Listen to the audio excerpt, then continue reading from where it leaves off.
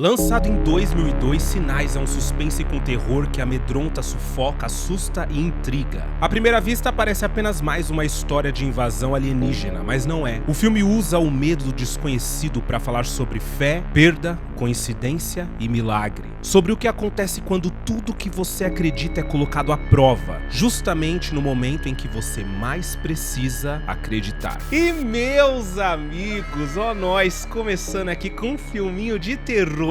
É terror? Não sei se é terror, se é suspense. Na verdade, assim, quando eu era pequeno eu tinha muito medo desse filme porque ele é sobre invasão alienígena. E eu sempre tive medo de invasão alienígena, sempre tive medo de ET. Só que conforme a gente vai crescendo, a gente vai vendo que ele fala sobre outras coisas. Porque o ET tá ali, mas a gente nem vê. E existe um motivo pra gente não ver o ET. Na verdade, o M. Night Shyamalan, diretor, babadeiro, assim, babadeiro mais ou menos, né? Ele fez 2 filmes que eu acho maravilhosos, 3 na verdade, que é O Sexto Sentido, A Vila e Sinais. E o restante dos filmes dele, gente, tem um filme chamado Armadilha, que eu já falei aqui dele com vocês, né? Bom, vou trazer um dia, porque ele é assim, o cúmulo do ridículo, aquele filme, muito ridículo. Eu vou trazer pra vocês, pra gente dar muita risada, vai ser delicioso. E esse aqui, que é bom, eu gosto de Sinais. E ele optou por não mostrar os alienígenas, não ficar mostrando muito, porque ele queria que a nossa imaginação fizesse o trabalho de deixar a coisa assustadora, sabe? E ele consegue, ele é muito bom. Sem dizer que tem um dos momentos mais assustadores do cinema, pelo menos aqui no Brasil dá muito medo, que é aquele momento daquela festa de aniversário que de repente o bicho passa lá atrás e as crianças tá filmando. E é terrível, é um jumpscare, é um som, olha, é assustador, mas só que nós temos por trás disso um homem de fé, um padre, que depois de ter perdido a mulher, não acredita mais que nós estamos aqui assistidos por um ser iluminado e tal. Não acredita mais em Deus, no universo, na energia boa, nessas coisas. Não acredita mais que nós estamos sendo cuidados, digamos assim. E aí o filme vai trabalhar esse retorno à fé, a maneira como ele volta a ter fé na vida. Tá confuso? Não sei se tá confuso, mas vocês vão entender só. Então se vocês já assistiram Sinais, fica que vocês vão gostar, talvez de uma nova visão do filme. Se nunca assistiram, fica que vai ser divertido. Então, meu nome é Arthur Viana, se ajeita aí que hoje a gente vai lá para aquelas plantações onde aparece sinais alienígenas. Pois é, assiste comigo Sinais.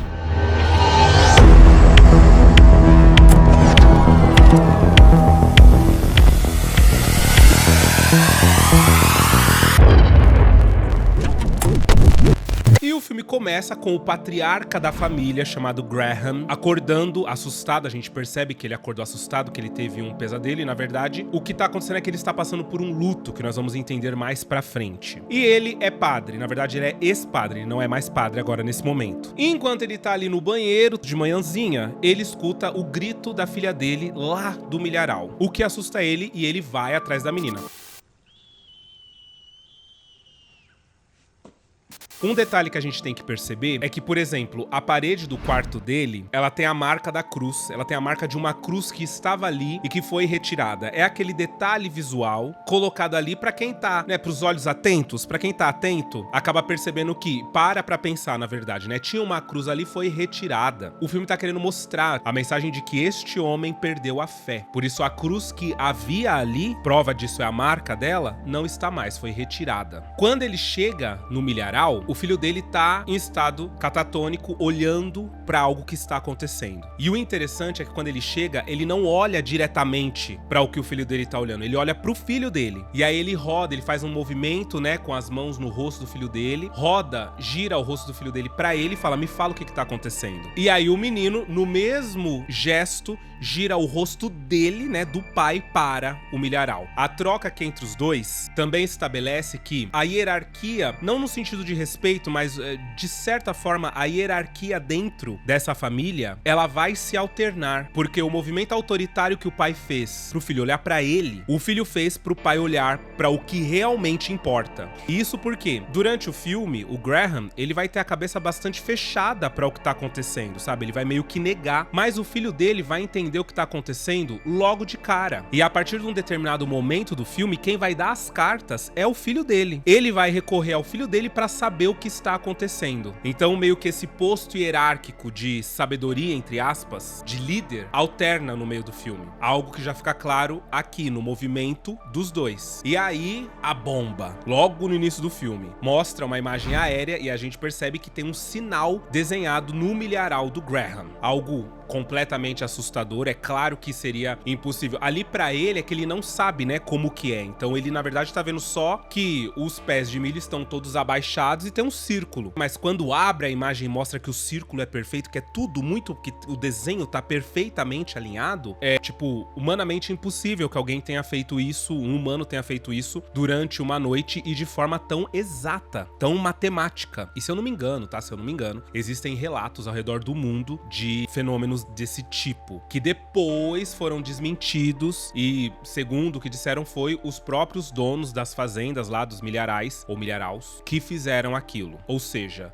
foi, sei lá, pra chamar a atenção. Tem muita gente que se convence de que não, que na verdade essa galera, quando aconteceu isso real, eu li, tá, gente? Eu não pesquisei antes de trazer aqui pra vocês, porque eu tô lembrando agora enquanto eu tô gravando o vídeo, mas eu lembro disso e eu lembro de depois ter sido desmentido e de muitas pessoas terem achado que os donos dos milharais teriam sido comprados pelo governo pra dizer que foram eles próprios que fizeram, mas na verdade não foram eles. Foi sinal alienígena mesmo. E isso não é a única coisa que está acontecendo, porque logo depois a xerife da cidade chega pra poder averiguar e eles estão achando que isso deve ser obra dos vizinhos, porque os vizinhos são muito baderneiros, são garotos sapecas, devem serem eles que estão fazendo isso pra assustar a gente e tal. Só que ela fala de outros fenômenos que estão acontecendo ali pela cidade, animais ficando raivosos, ficando violentos. E de fato, mais tarde, o cachorro deles vai ficar violento, vai tentar atacar a menina. Então fala que os cachorros estão latindo pro nada, os animais estão esquisitos, como se eles estivessem vendo algo que os humanos não estão vendo, sabe? Sabe quando o cachorro ele para e ele late pro nada e você pensa, meu Jesus Cristo, o que será que esse cachorro tá vendo? Pois é, exatamente isso que tá acontecendo ali na cidade. Além do que, a filhinha do Graham, a Boo, ela vai começar a ter um problema com água gigantesco, assim, ela não vai mais conseguir beber água. Toda a água pra ela tem um problema. Tem água que tá contaminada, tem água que tá suja, tem água que tem cabelo, tem água que tem pó, tem água que tá com gosto estranho. Ela para de beber água e ela fica espalhando copos de água por toda a casa, porque ela chega, pega o copo d'água, não bebe e bota o copo ali na onde ela tá. Então é um monte de coisa esquisita que vai começar a acontecer em torno ali daquela família e da própria cidade também e do mundo. E aí naquela noite ele acaba acordando assustado novamente, porque a filhinha dele tá pedindo que ele pegue um copo de água pra ela e fala que ela tá assustada porque tem alguém no quarto dela. Ele desce, pega o copo de água pra ela, enquanto eles estão ali no quarto dela conversando, ela fala a respeito de já ter ouvido ele tentar falar com a mãe, porque a mãe morreu. E ele diz que sim. Ele fala pra ela que, de fato, ele às vezes fala com a mãe dela. E aí ela pergunta se algum dia ela respondeu e ele fala que não, que ela nunca respondeu. E aí ela responde, eu também já tentei conversar com ela, ela também nunca me respondeu. E aí vem uma coisa interessante, que é a incapacidade que ele tem nesse momento, porque assim, ele tá tão descrente, ele é um homem de tão pouca fé, que ele é incapaz de acolher a filha dele de uma maneira mais calorosa, de falar algo que dê acalento pra menina. Ele fica quieto quando ela fala que ela também está falando com a mãe dela e a mãe dela também não responde. Então ao invés dele responder alguma coisa do tipo, ah, mas ela tá no céu, ela tá olhando pela gente. Não, nem ele acredita nisso. E ele tá assim, tá sendo tão pesado pra ele, o fato, né, a sensação de que ele foi abandonado por Deus, que nem pra filha ele consegue dizer algo do qual ele não acredita, mesmo que seja pra acalentar o coração da filha dele. Ele fica quieto. E é aí que vem a primeira cena muito assustadora desse filme, porque ele olha através da janela do quarto da filha dele e tem um ser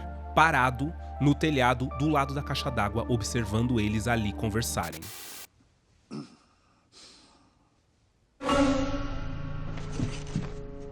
É uma cena que assim, ó, toda arrepiado, ó, tô todo arrepiado, eu fico todo arrepiado, essa cena, porque assim, esse lance, gente, de ter um... Eu olhei pra janela, nossa senhora, esse lance de ter um ser que te observa, e você pode ou não se dar conta que tá sendo observado, sabe, você pode ou não descobrir que tá sendo observado, isso pra mim come o meu cérebro. Quando eu era pequeno, o medo que eu tinha de abrir a janela do meu quarto à noite e ver em algum lugar, no prédio, assim, que eu morava em prédio, né, ver em algum lugar um ser olhando, me observando dormir, olhando pra mim, especialmente, gente, que terrível, terrível. E aí ele desce, completamente assustado, chama o irmão dele e fala, tem um cara, os meninos, os vizinhos, eles estão aprontando, eles estão em cima do telhado. E aí eles dão a volta na casa, um de cada lado, pra ver se eles encontram o vizinho, e eles não encontram. Mas dá pra perceber pela sombra que o ser tava andando por ali, porque dá pra ver a sombra dele ali. O problema é que quando eles se encontram de novo, esse ser que era pra eles terem pego, simplesmente desapareceu. Eles percebem que o ser subiu no telhado. E aí ele faz um barulho, sabe assim, um barulho meio...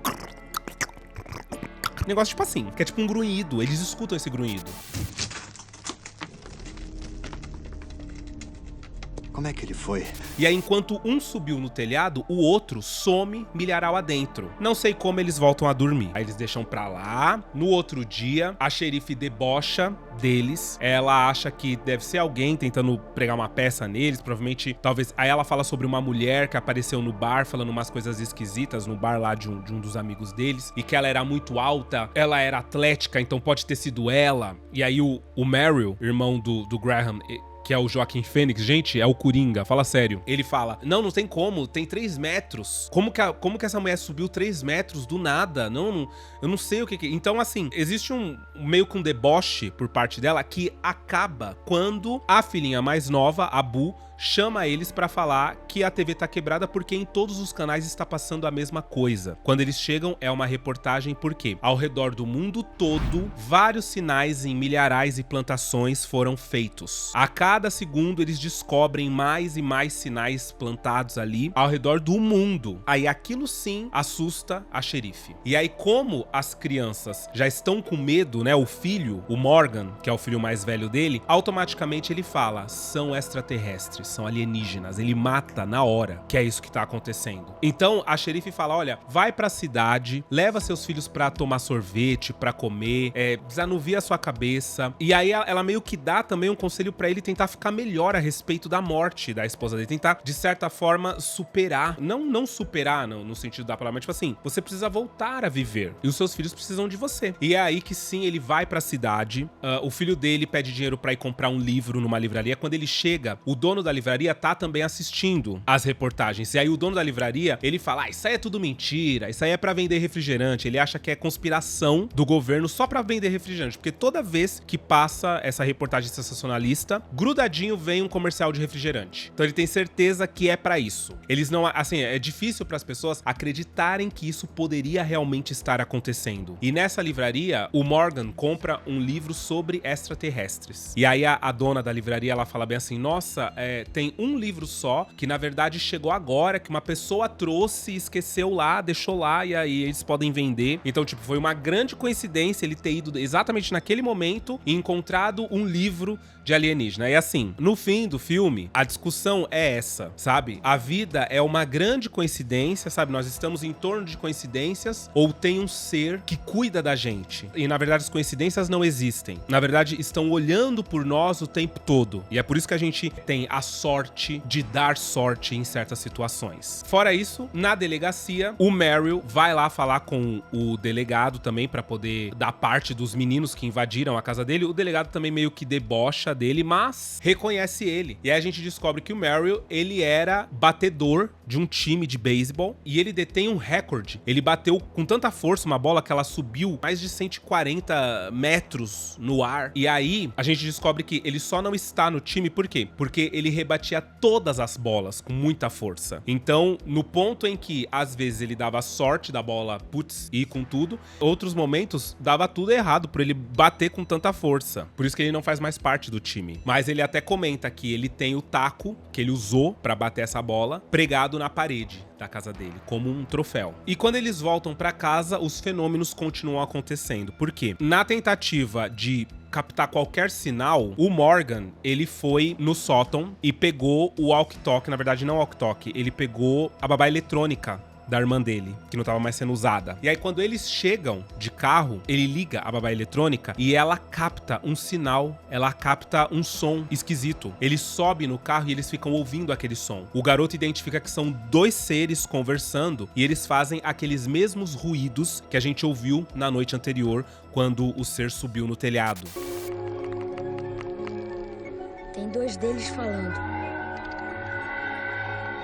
aqueles estalares. E mais tarde, quando o Graham tá indo dar comida pro cachorro, ele também escuta um som esquisito vindo do milharal, até porque o cachorro também está latindo na direção do milharal, ou seja, ele está vendo, tá sentindo alguma coisa ali. E o Graham entra no milharal pra ir atrás porque ele acha que é os vizinhos. Chegando lá, ele se depara primeiramente com aquele som esquisito e depois, quando ele tá passando com a lanterna, ele acaba vendo de relance as pernas do ser que tava observando ele ali enquanto ele tava no milharal.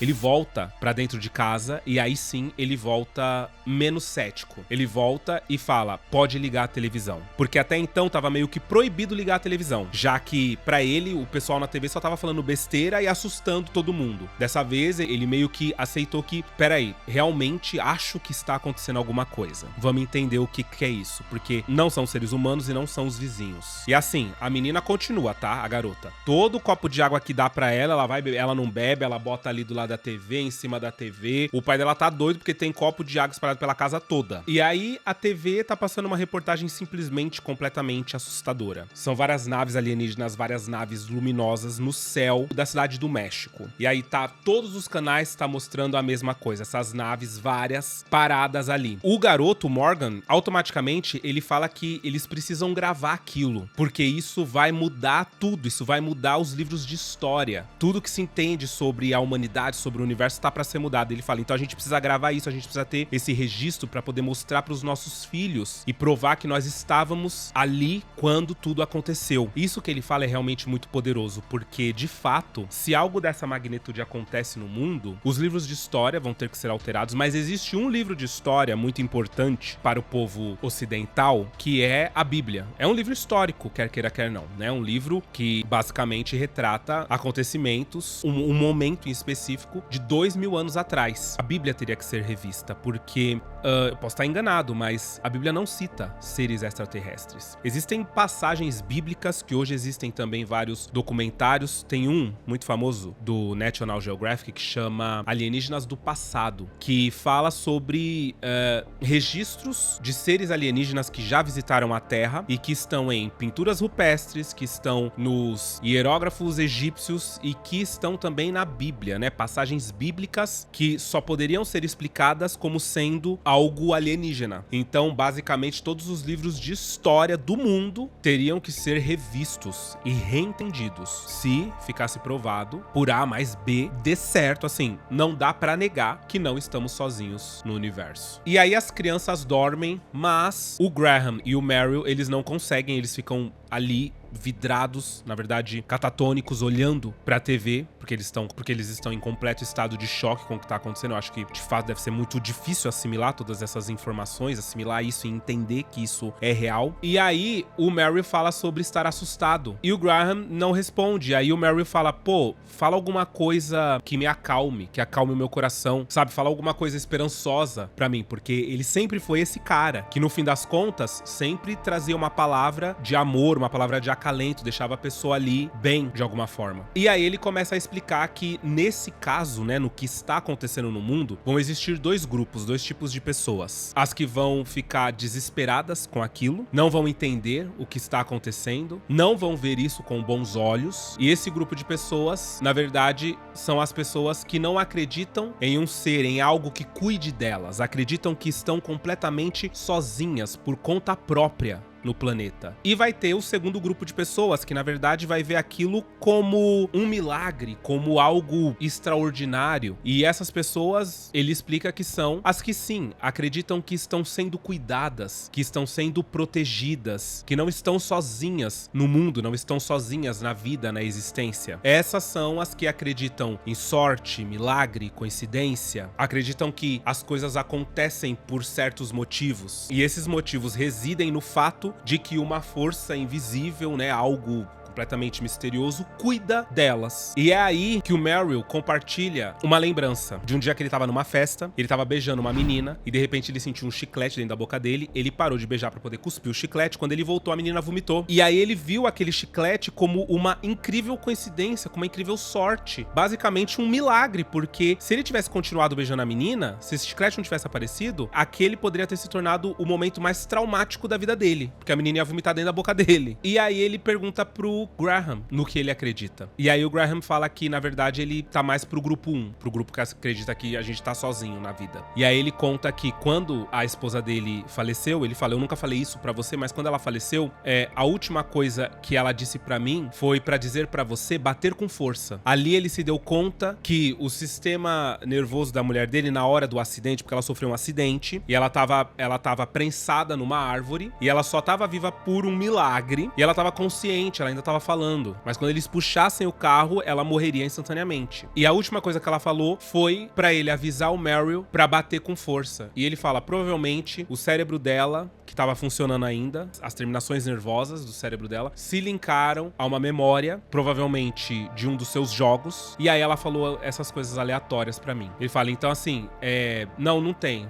Ninguém tá cuidando da gente. No fim das contas, a gente tá de forma aleatória aqui, e sim, cada um por si, Deus por todos. Na verdade, é cada um por si, pra ele. O que pesa o clima da conversa? É porque provavelmente o Merrill esperava que ele desse uma resposta um pouco mais esperançosa, mas não. Na verdade, ele fala que ele tá completamente sem fé de que tudo isso pode ter um final feliz. No dia seguinte, quando o Graham entra no quarto dos filhos, eles estão usando um chapéu feito de papel alumínio, porque o filho tá lendo um livro de alienígena e ele fala que os alienígenas conseguem ler a mente deles. Ali no livro tava dizendo isso, e o papel alumínio impede. O pai, é claro, ele meio que debocha daquilo, o filho dele não fica feliz, ele senta no meio dos filhos pra poder entender o que mais tem naquele livro. O filho dele deixa claro que só vai dizer se ele não debochar a respeito do que está escrito ali, porque são coisas muito sérias pra ele. Na verdade, aquele livro se tornou o livro mais importante da vida do pequeno Morgan, porque é o único local que está dando algum tipo de resposta pra o que tá acontecendo. E aí o Graham, enquanto ele tá folheando, ele vê, né, as imagens do que pode ser os alienígenas,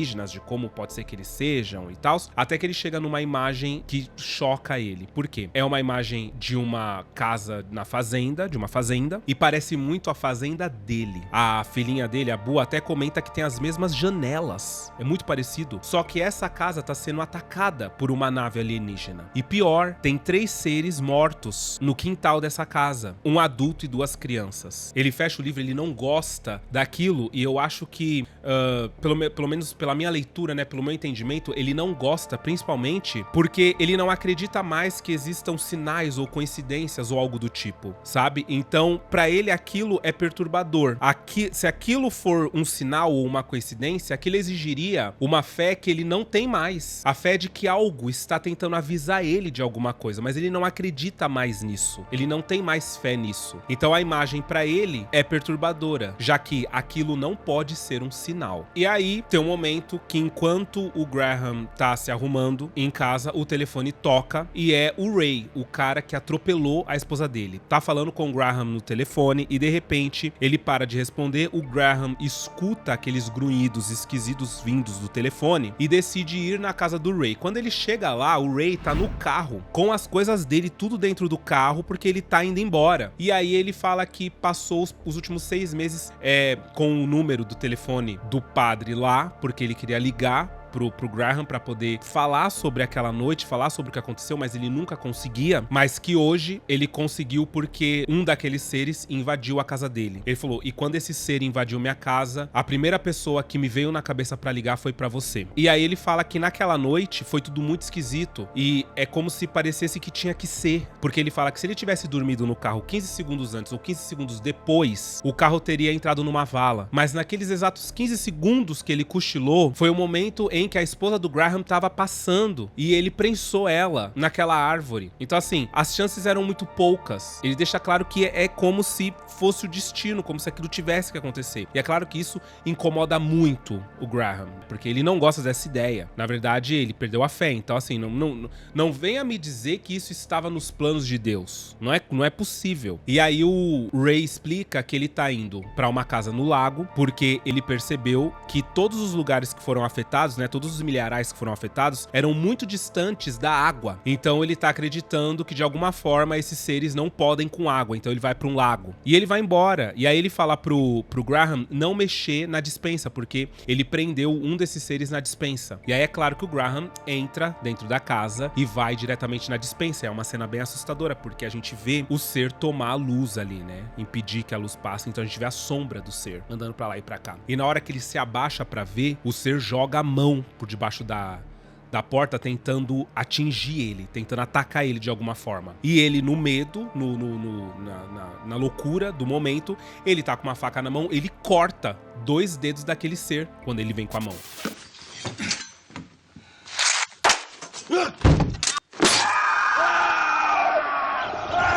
E vai pra casa. Em casa, o Meryl tá assistindo uma reportagem, e é aquela reportagem completamente assustadora, que todo mundo que assistiu Sinais, até quem não assistiu conhece essa cena, que é uma reportagem que tá se passando no Brasil, quando o pessoal, durante uma festa, registrou o momento em que um desses seres passou de dentro de um arbusto pra outro lado da casa. A repórter, né, a âncora do jornal, ela fala que a cena pode ser completamente perturbadora, então tenha ciência disso, tenha cautela ao assistir, porque pode ser que você fique chocado com o que você vai ver. E a cena é realmente muito assustadora, assim, não tem como você tá assistindo e você não, seu coração não dá uma disparada assim, sabe? Você não sentir um bagulho ruim quando acontece. É muito tenso.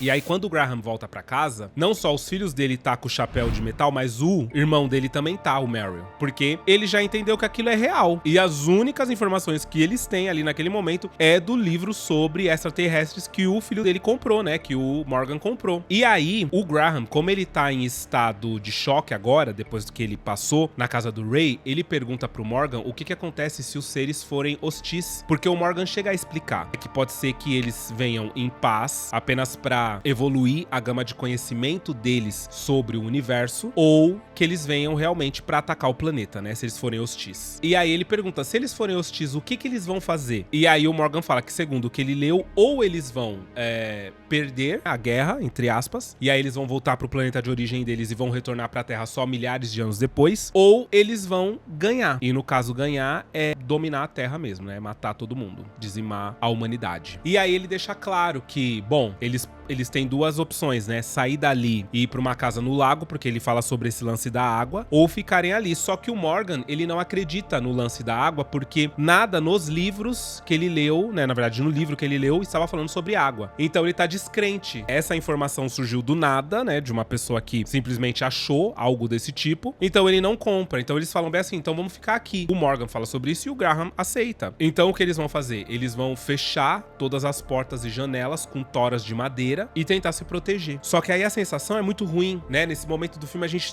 já tá agoniado, já tá...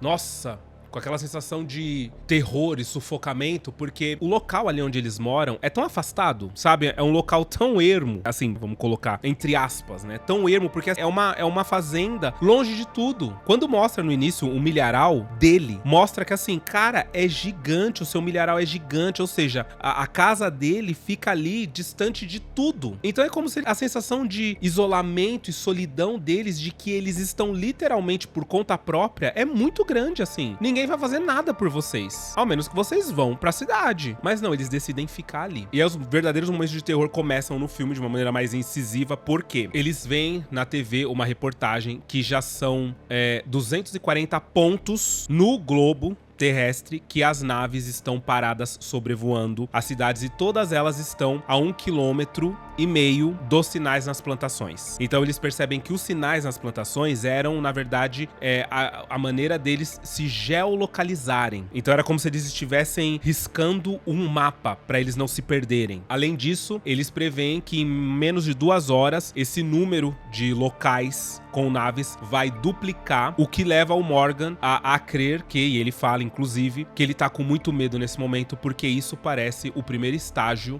do ataque. Ou seja, o ataque vai começar em poucas horas. Eles acham que esses são os estágios que precedem uma manobra de ataque. Bom, eles aí ficam doidos, né? O Graham e o Merrill saem colocando tora de madeira pelas janelas e nas portas, e principalmente nas portas dos quartos, porque o Merrill fala que não tem madeira o suficiente pra tampar as janelas dos quartos, então eles vão tampar as portas. E aí a garota, a menininha, a Boo, fala que tá com fome e fala que quer comer macarrão com almôndega. E o Merrill fala que não vai dar pra fazer, porque tem que ser uma refeição rápida. E aí o Graham diz que não, que vai fazer sim, que ela tem que, se ela tá afim de comer macarrão com almôndega, ótimo, vamos comer macarrão com almôndega. Aí ele pergunta pro Morgan o que ele quer comer, o Morgan fala que pode ser qualquer coisa, ele fala, não, o que você quer comer mesmo? Aí ele fala, eu acho que torrada com purê e mais algumas coisas lá. Ele fala, ótima pedida. Aí você, Merrill, aí o Merrill fala, eu quero comer frango teriyaki, então. Ele fala, então vamos comer frango. Ele fala, eu vou comer um cheeseburger com bastante bacon. E tipo assim, é um momento muito simbólico, porque ele pode até parecer feliz, mas ele não é, na verdade. O Graham permitir que cada um ali escolha o que quer comer de forma tão especial, na verdade, diz sobre a falta de esperança que ele tem de que eles vão sair dessa, de que vai dar tudo certo. Ele realmente acha que eles vão morrer. Ele realmente acha que os alienígenas vão vencer. Por isso, não tem motivo pra eles não fazerem um jantar especial e com o que cada um deseja comer pela última vez. Mas no filme, isso não fica claro, tá, gente? Isso aqui é uma leitura minha. No filme parece realmente assim, vamos comer, vamos ser felizes. Mas é mais do que isso, né? É a última refeição, então que ela seja especial. Bom, e aí durante o jantar dá babado porque o Morgan, ele quer orar pela comida e o Graham não aceita orar pela comida, ele não quer orar de jeito nenhum. Eles brigam, a tensão tá subindo muito, e aí no momento em que eles se reconciliam, depois desse pequeno deslize aí, depois dessa pequena troca de farpas, a babá eletrônica do Morgan começa a captar o sinal, ou seja, os seres estão se aproximando da casa, e aí a tensão só sobe, só aumenta a cada segundo. O Graham, ele vai no quartinho da TV pra poder ver o que tá passando na TV, pra poder entender em que pé que tá acontecendo o ataque. Quando ele chega lá, gente, uma das coisas mais assustadoras que eu acho que pode acontecer numa situação dessa. A TV tá fora do ar. Todos os canais estão fora do ar, ou seja, não tem comunicação, ele não tem informação sobre o que tá acontecendo. Eu fico pensando que se algo desse tipo acontece no mundo hoje e a internet cai, por exemplo, você liga a TV, tudo fora do ar. Tenta mexer na internet, não tem internet, porque, sei lá, estão bloqueando o sinal de internet, a gente não consegue se comunicar. Vocês já imaginaram como seria tenso algo desse tipo? Pra mim, quando eu era pequeno, era uma das partes também mais assustadoras. Era quando ele ia no quarto e a TV tava fora do ar. Isso pra mim, nossa senhora. E aí, o cachorro que tá latindo lá fora, eles falam, meu Deus, esquecemos do cachorro, porque eles iam colocar o cachorro a salvo num lugar e não colocaram. E aí o cachorro tá latindo, ele tá latindo muito porque alguma coisa tá se aproximando, né, dá pra ver. E aí, de repente, o cachorro, ele começa a gemer como se estivessem fazendo mal pra ele, até que ele para de fazer barulho completamente, ou seja, foi morto, né, mataram o cachorro.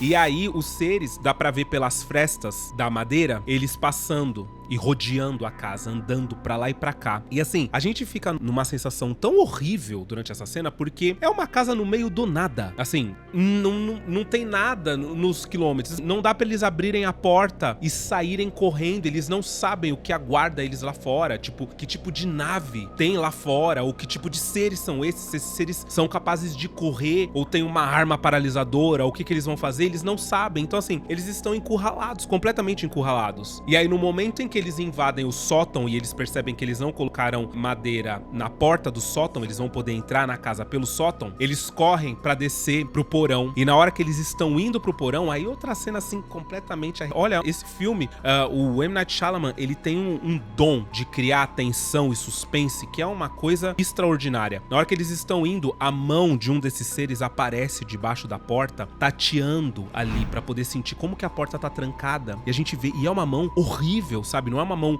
convidativa, uma mão bonita, não é uma mão terrível, a mão de um monstro praticamente. E aí eles descem pro porão. Quando eles descem, eles percebem que os seres conseguiram de fato entrar dentro de casa, né? Os seres estão andando pelo teto, eles descem, eles começam a bater na porta pra tentar abrir a porta do porão, só que eles não conseguem. E aí eles percebem que eles vão tentar entrar por um outro lugar, só que nesse outro lugar, o Morgan tá parado bem ali, que é um lugar onde eles colocavam carvão. E a mão do ser já tá pra fora, porque o ser já tava tentando ver o que era aquilo. Então o ser agarra o Morgan Morgan. Nesse susto que o Morgan toma, o Morgan ele tem problema de asma, né? E durante o filme todo, a gente vê, na verdade, assim, de forma bem delicada, que o pai dele foi na farmácia comprar bombinha de asma e tal. Então ele tem problema de asma. E naquele momento, por causa do susto, ele tem uma crise. E aí ele não consegue respirar. E o pai dele fica desesperado, porque ele pode morrer, né? Crise de asma pode levar ao óbito. Então ele faz um lance assim, ele tenta se conectar com o filho dele e falar: olha, eu tô respirando, sente a minha respiração. Você também tá respirando, vamos respirar juntos. Olha como o ar tá entrando, porque você tem que acalmar a pessoa. Só que aí, de repente, também ele começa a declarar ódio. Ele fala bem assim: eu te odeio, eu te odeio. Não é pro filho dele que ele tá falando. Ele tá falando com Deus. Eu te odeio. Te odeio.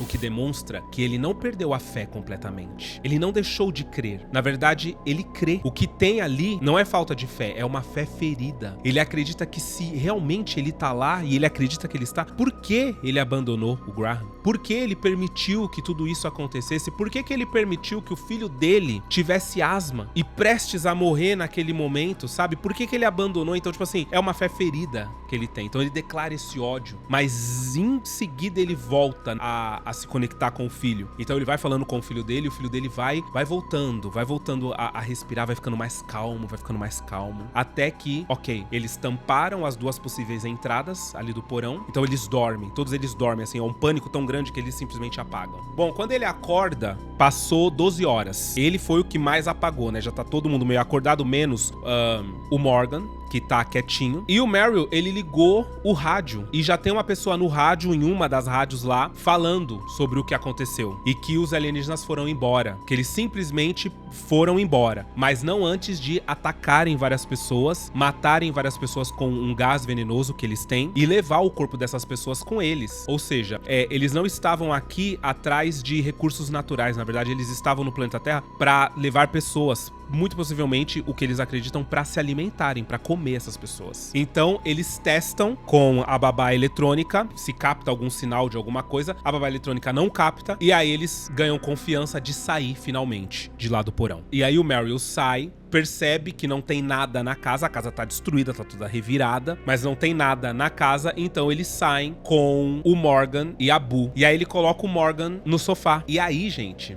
a Boo, ela ligou a TV, o sinal da TV voltou, então tá todo mundo comemorando, tá todo mundo dançando. O Graham pergunta pro Morgan se ele quer ver também, o Morgan fala que quer, o Morgan tá todo caidinho, né, porque, né, crise de asma e tal, ele ainda não se recuperou. E aí ele fala que quer ver, então o Graham vai lá puxar a TV do quarto pra poder colocar ali na sala pro Morgan vê. Quando ele posiciona a TV, um ser alienígena ainda estava na casa, pegou o Morgan.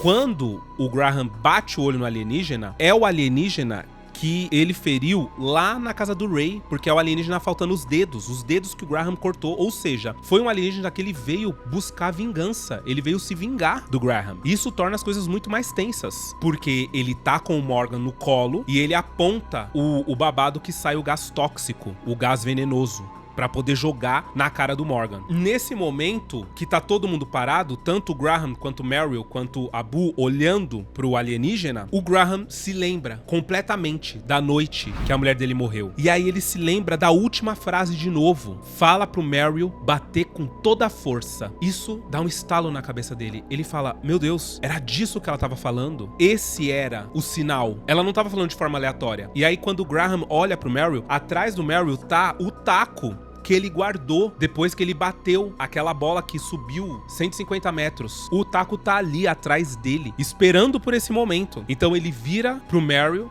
e fala: bata com toda a força. Bata com toda a força. Meryl, com toda a força.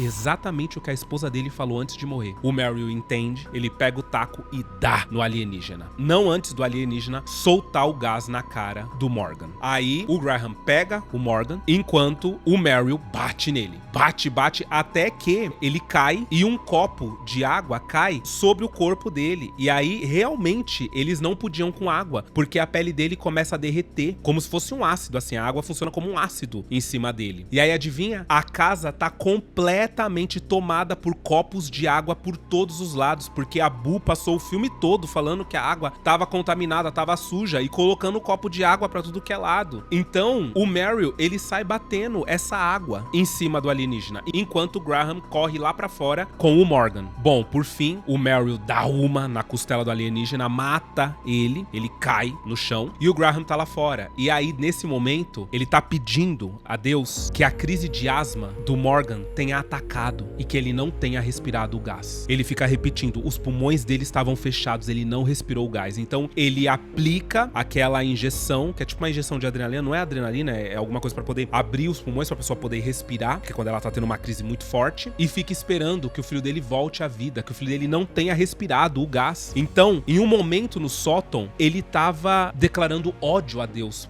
por o filho dele ter asma. E em outro momento, ele tá pedindo a Deus que a asma do filho dele tenha salvado ele. Olha que loucura. E de fato, o garoto acorda, porque no susto ele teve uma crise de asma feroz e o pulmão dele fechou. Ele não respirou o gás tóxico. E aí, rola uma passagem de tempo, né? Deu tudo certo no fim das contas. Rola uma passagem de tempo e a gente vê aquela parede do início do filme, do padre, do Graham, que tava toda malha acabada, com marca de cruz e tal, ela tá pintada, ela tá renovada, ela tá lotada de quadros felizes, porta-retratos da família, dos filhos, da esposa, do irmão, porque é isso, no final das contas, é isso. E ele sai vestido de padre, ou seja, ele recuperou a fé dele. Ele entendeu por que foi que tudo isso, de fato, aconteceu. Como foi que cada um deles ali foi utilizado como uma pecinha para no final das contas eles serem capazes de sobreviver a essa noite, sobreviver ao ataque alienígena. Então tudo fez sentido. Nada foi por um acaso, nem mesmo a asma do Morgan. E desse jeito, feliz, termina o filme Sinais.